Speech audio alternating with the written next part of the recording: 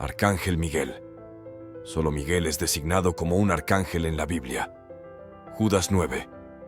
El prefijo arc se refiere a un jefe, un principio o un ángel poderoso. Como resultado, Miguel ascendió a la posición de ángel por encima de todos los ángeles, y ahora es considerado el primer príncipe del cielo según la jerarquía. Judas 1:9.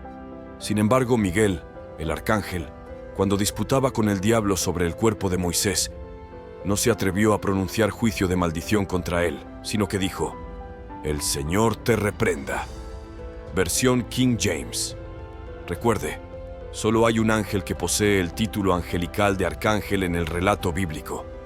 Debido a que la palabra arc significa principio, este ángel es el más visible de todos los santos ángeles. El nombre dado al arcángel es Miguel. Este nombre plantea una pregunta: ¿quién es como Dios? Muchos padres, tanto judíos como no judíos, que nombraron a sus hijos Miguel, probablemente están completamente inconscientes de lo que significa el nombre. Esto es lamentable. Sería maravilloso si los pensamientos y sentimientos de las personas se dirigieran hacia Dios cada vez que escucharan el nombre. Como veremos, los hombres que recibieron visitas angélicas a menudo expresaban el deseo de adorar la creación en lugar del Creador. Por lo tanto, ¿no es natural que el nombre Miguel, el arcángel, nos llame a dirigir nuestra mirada hacia el Dios Todopoderoso? Debe permanecer solo, porque la Biblia nunca se refiere a los arcángeles como un grupo, solo al arcángel en sí mismo. Cuando se trata del Antiguo Testamento, Miguel parece estar asociado principalmente con la nación de Israel. Como resultado, Dios se refiere a Miguel como el príncipe de su pueblo elegido. Él es, en cierto sentido, el primer ministro en la administración de Dios del universo, y él sirve como el ángel administrador de Dios para el propósito de administrar el juicio. En aquel tiempo se levantará Miguel, el gran príncipe que está de parte de los hijos de tu pueblo, y será tiempo de angustia, cual nunca fue desde que hubo gente hasta entonces. Pero en aquel tiempo será libertado tu pueblo, todos los que se hallen escritos en el libro. Daniel 12. 1. Él protege y defiende especialmente al pueblo de Dios, quienes quiera que sean. Además, en Daniel, él es referido como Miguel, vuestro príncipe. Mas yo te declararé lo que está señalado en la escritura de la verdad, y ninguno hay que se esfuerce conmigo en estas cosas, sino Miguel, vuestro príncipe. Daniel 10, 21. Él es el mensajero de Dios de la ley y del juicio. Ese es su papel cuando aparece en Apocalipsis 12, 7 a 12, liderando al ejército en su batalla contra Satanás, el gran dragón, y todos sus demonios. Este Satanás, a menudo conocido como el Diablo, una vez fue llamado Lucifer, el lucero de la mañana. Fue expulsado del cielo con su ejército rebelde y todavía está luchando hoy. Puede parecer que Satanás está ganando la guerra porque ha ganado varias batallas significativas, pero el resultado final es inevitable. Un día será derrotado y sus poderes serán arrebatados para siempre.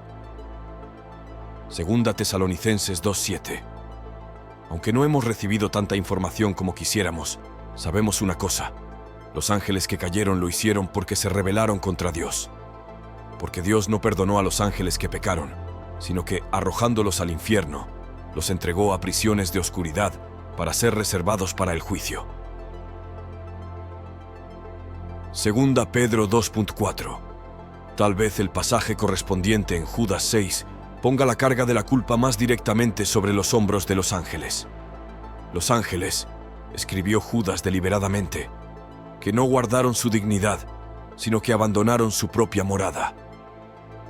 Así, la desobediencia de Lucifer a Dios y la posterior caída posiblemente de un tercio de los ángeles que se unieron a él en su maldad fue el mayor desastre en la historia de toda la creación. ¿Cuándo sucedió esto? Entre el comienzo de la creación y la entrada de Satanás en el jardín del Edén. La cuestión importante no es cuándo fueron creados los ángeles, sino cuándo cayeron. Es difícil creer que su pecado ocurrió antes de que Dios pusiera a Adán y Eva en el jardín. Por inferencia, hasta ese punto, incluso la creación angelical era buena. ¿Cuánto tiempo estuvieron Adán y Eva en el jardín antes de que los ángeles cayeran y Satanás tentara al primer hombre y mujer? Podemos preguntarnos. Esta es una pregunta que debe dejarse sin respuesta. Elevaré mi trono por encima de las estrellas de Dios. También me sentaré en el monte de la congregación, en los lados del norte. Subiré por encima de las alturas de las nubes. Me haré semejante al Altísimo. Antes de su rebelión, Lucifer, un ángel de luz, se describe en términos deslumbrantes. Hijo de hombre, levanta una elegía sobre el rey de Tiro y dile: así dice el Señor Dios, tú eras el sello de la perfección, lleno de sabiduría y perfecto en hermosura. Estabas en Edén, el jardín de Dios. Toda piedra preciosa era tu vestidura: el sardio, topacio y el diamante, el berilo, el ónice y el jaspe, la zafiro, la esmeralda, el carbunclo y el oro. La obra de tus tambores y de tus flautas fue preparada en ti en el día que fuiste creado. Leslie Miller, en su excelente libro Todo sobre ángeles, señala que a veces la escritura se refiere a los ángeles como estrellas. Esto explica por qué a Satanás se le llamaba estrella de la mañana antes de su caída. Y Juan agrega un calificador a esta descripción: y su cola arrastraba la tercera parte de las estrellas del cielo y las arrojó a la tierra. Y el dragón se detuvo frente a la mujer que estaba a punto de dar a luz, para devorar a su hijo tan pronto como naciera. Apocalipsis 12.4. Sabemos que la tierra es el escenario del conflicto. Sin embargo, es una lucha que afecta a todo el universo.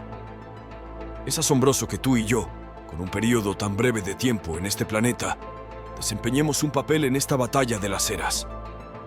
Es increíble para nosotros que seres sobrenaturales del espacio exterior estén involucrados en una lucha por este planeta. Todo comenzó en el Jardín del Edén, un lugar situado en algún lugar entre los ríos Tigris y Éufrates, en el Medio Oriente. La cabeza de Satanás está siendo golpeada y herida a medida que las fuerzas de Dios cobran impulso a medida que nos acercamos al final de la era. Miguel, el arcángel, actualmente está preparando sus fuerzas para la batalla final, Armagedón, bajo la autoridad de Dios. La ilustración final de la Biblia es del cielo. Aunque Satanás es un enemigo derrotado en principio, obviamente, Dios aún no lo ha eliminado del escenario mundial.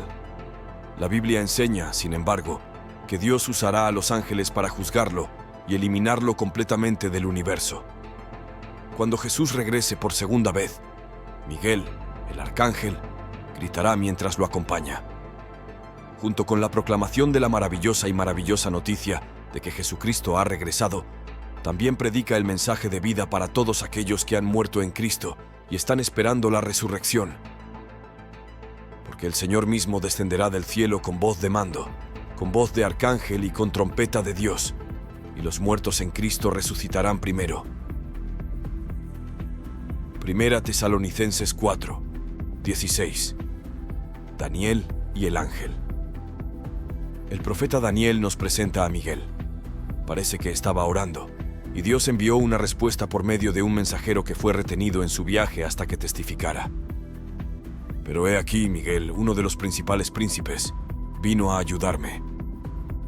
Daniel 10.13. Entonces Miguel tuvo que luchar por el libre paso de la palabra de Dios. Puede ser apropiado darle a Miguel el título de general Daniel. Fue el único que presenció la visión. Los hombres que estaban con él, por otro lado, no. Una enorme sensación de presentimiento cayó sobre ellos y huyeron hacia la seguridad. La fuerza de Daniel se desvaneció por completo cuando se quedó solo con el visitante celestial. Tal era el poder de influencia de este individuo sobre él. Pero incluso si Daniel estaba atrapado en un sueño profundo, fue despertado por la voz del ángel Gabriel. Cuando sintió una mano en su hombro, el ángel comenzó a narrar una experiencia que él mismo acababa de tener. El ángel comenzó a viajar hacia Daniel en el momento en que él comenzó a orar, pero fue interrumpido en su viaje por un príncipe demoníaco que lo envolvió en combate y lo retrasó. Entonces, Miguel apareció para ayudar al ángel subordinado, permitiéndole regresar a su deber con Daniel sin obstáculos. El ángel tenía algo que decir. Debía mostrarle a Daniel lo que Dios había previsto que sucediera con el mundo, especialmente Israel en los últimos días. Daniel luego se volvió débil e incapaz de hablar, y el ángel tocó sus labios, restaurando su fuerza y su capacidad de comunicarse. Después de completar su deber, el ángel informó a Daniel que regresaría para seguir luchando contra el príncipe demoníaco en la batalla entre las fuerzas del bien y las fuerzas del mal. Durante todo esto, Daniel no estaba teniendo alucinaciones ni sueños. Daniel nunca podría haber sido persuadido de lo contrario, ya que fue un encuentro genuino con una persona real. Él oró a Dios en nombre de los hijos de Israel, y Dios lo escuchó. Su sesión de oración de 3 semanas, que fue apoyada por el ayuno, fue un gran éxito.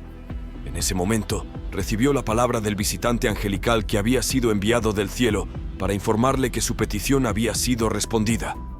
Debido a esta experiencia, es evidente que los retrasos no son negaciones y que la voluntad permisiva de Dios está involucrada en todos los aspectos de la existencia humana.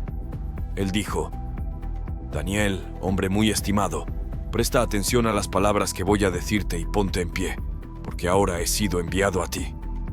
Y cuando me dijo esto, me puse de pie temblando. Entonces él continuó: No temas, Daniel. Desde el primer día en que decidiste entender y humillarte delante de tu Dios, tus palabras fueron escuchadas, y he venido en respuesta a ellas. Pero el príncipe del reino de Persia se me opuso durante 21 días. Entonces Miguel, uno de los principales príncipes, vino a ayudarme, porque yo había sido retenido allí con el rey de Persia. Ahora he venido para explicarte lo que sucederá a tu pueblo en el futuro, porque la visión se refiere a un tiempo que aún está por venir. Miguel y sus ángeles lucharon contra el dragón, y el dragón luchó y sus ángeles, y no prevalecieron. Y el gran dragón fue arrojado fuera, aquella serpiente antigua llamada el Diablo y Satanás, que engaña al mundo. Fue arrojado a la tierra, y sus ángeles fueron arrojados con él. Aquí vemos a Miguel actuando como comandante de un gran grupo de ángeles. Evidentemente, Miguel es el principal guerrero de Dios. Hubo una guerra en el cielo en tiempos pasados. Miguel y sus ángeles lucharon contra Satanás y sus ángeles caídos. Dios usa a sus hombres de servicio para enfrentar el ejército retirado y mal equipado de Satanás. Satanás no pudo prevalecer y no se encontró más lugar para él en el cielo. Los ángeles de Dios son imparables. Esta característica denota la división entre ángeles y demonios. Solo los ejércitos del cielo destacan en fuerza. En cualquier guerra, los ángeles siempre prevalecen al final, eliminando completamente al adversario. Los ángeles son conocidos por nunca fallar. En cualquier guerra, los ángeles siempre prevalecen al final, eliminando completamente al adversario. Los ángeles son legendarios por nunca fallar. No hay nada que pueda enfrentarse a ti que iguale tu fuerza. Constituyen los guardaespaldas más eficientes de los santos. No hay nada que pueda igualar su fuerza cuando se encuentran contigo. Sirven como los guardaespaldas más eficientes de los santos. Los ángeles de Dios son invencibles. Esta característica denota la división entre ángeles y demonios. Solo los ejércitos del cielo son más poderosos. Salmo 103, 20. Bendigan al Señor, ustedes sus ángeles, que sobresalen en fuerza, que cumplen su mandato, obedeciendo a la voz de su palabra. En cualquier guerra, los ángeles siempre prevalecen al final, eliminando completamente al adversario. Gracias por estar aquí, y que la luz divina te acompañe siempre, y que Dios te proteja y guíe en todo momento.